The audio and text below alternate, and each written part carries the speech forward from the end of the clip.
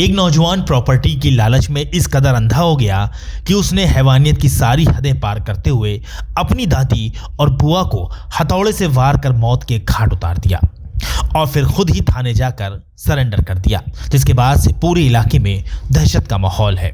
देखिए, एक युवक ने आके थाना सिविल लाइन पर अवगत कराया कि उसके द्वारा अपनी दादी, जिसकी उम्र करीब 90 साल है, और उसकी बुआ जिसकी उम्र करीब 55 साल के आसपास है, और उसको हथौड़े से मारकर उन दोनों की हत्या कर दी है।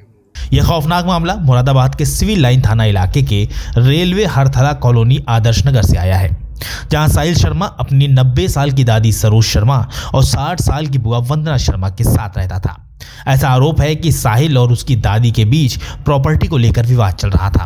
इतना ही नहीं, साहिल चाहता था कि दादी और बुआ उसे एक ऑटो दिलवाएं जिसे वो चलाकर पैसे कमाए, लेकिन शायद दादी और बुआ इसके लिए तैयार नहीं थी।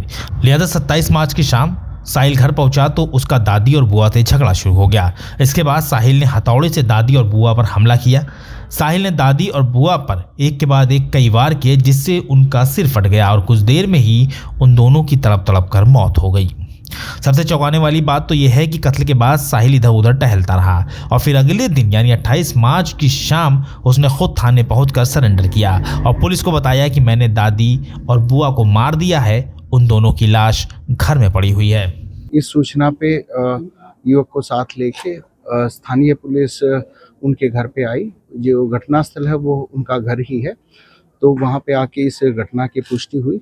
यहाँ पे हमारे द्वारा सभी वरिष्ठ अधिकारियों के द्वारा फील्ड यूनिट के द्वारा साक्ष्य संकलन की कार्रवाई की गई है और इसमें पता ये चला है कि ये इस परिवार में ये तीनों ही रहते थे।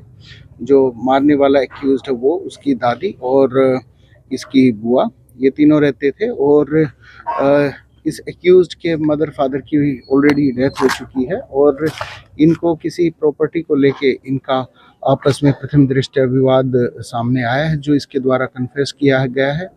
उसी के चलते इसके द्वारा हथौड़े से दोनों पर कई वार करके इन दोनों की हत्या की गई है। जो आला कत्ल है वो भी मौके से बरामद कर लिया गया है।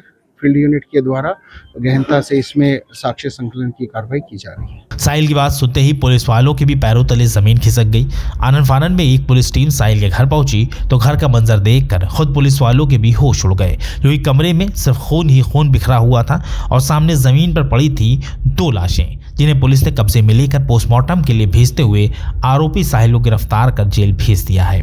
Bureau report, NDTV Bharat. देश दुनिया की ताज़ा तरीन खबरों से रूबरू होने के लिए सब्सक्राइब कीजिए आपका अपना चैनल एनडीटीवी भारत।